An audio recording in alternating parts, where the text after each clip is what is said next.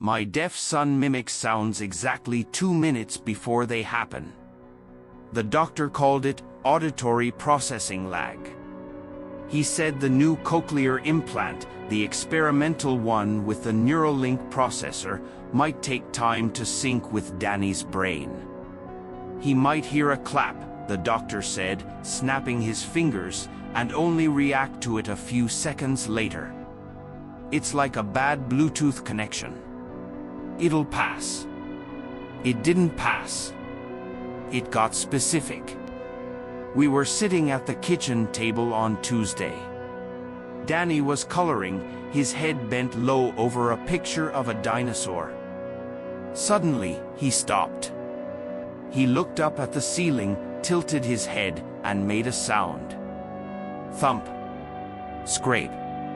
He has perfect pitch mimicry. It's a savant thing, the therapists say. Even when he was totally deaf, he could feel vibrations and hum the exact note back to you. Now that he had the implant, the mimicry was photorealistic. I looked at him.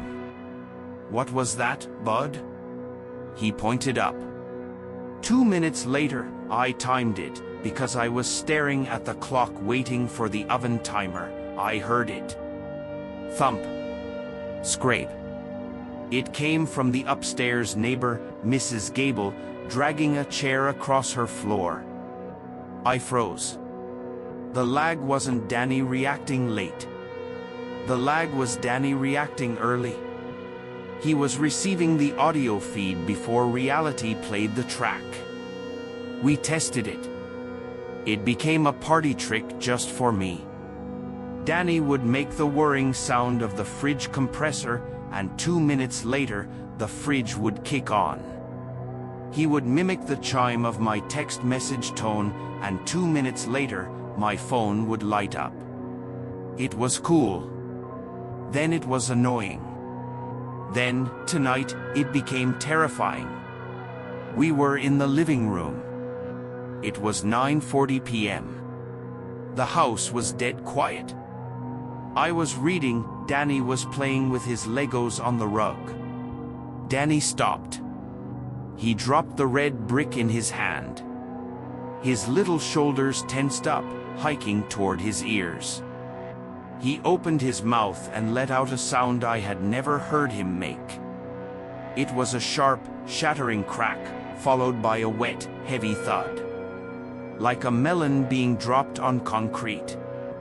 Then, silence. Then, he started to scream. But it wasn't his scream.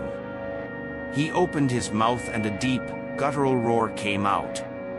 It was my voice.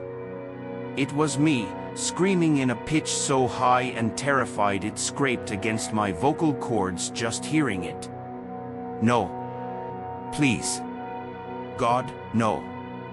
Then, another sound. A rhythmic, wet squelch. Chunk. Chunk. Chunk. I sat there, the book trembling in my hands. Danny? He didn't look at me. He was staring at the front door. He mimicked the sound of a siren. Distant at first, then getting louder. I looked at the digital clock on the cable box. 9:41 p.m. I had less than 1 minute. I stood up, my heart hammering against my ribs like a trapped bird. I didn't know what the crack was. I didn't know what the wet thud was. But I knew the scream was mine. I grabbed Danny by the arm. "We're leaving." No. He didn't move. He was heavy, like dead weight. He looked up at me, his eyes wide and vacant, and he mimicked one last sound. It was the click-clack of a shotgun slide. I recognized the sound.